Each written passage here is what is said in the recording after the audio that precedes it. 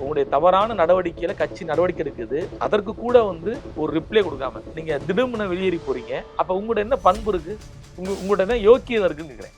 ஆதவர்ஜுனா என்ன யோக்கியவாதி? இன்றைக்கு வரையும் பச்சை பிள்ளை குழந்தையா இருந்தா கூட அதற்கு ஒரு மரியாதை கொடுத்து அதற்கு வந்து ஒரு உரிய இடத்தை கொடுத்து உட்கார வச்சு பேசுவார்.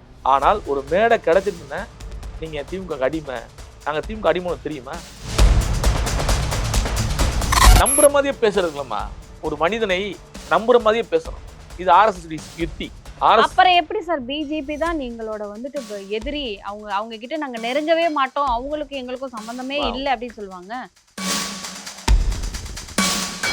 இவ ஒரு வியாபாரி, அவ்வளவுதான். ஆதவர்ஜுனா இந்த வியாபாரிக்கு இன்னொரு வியாபாரி, சினிமா வியாபாரி விஜய் சப்போர்ட் பண்றாரு, அவர் ஒரு வியாபாரி.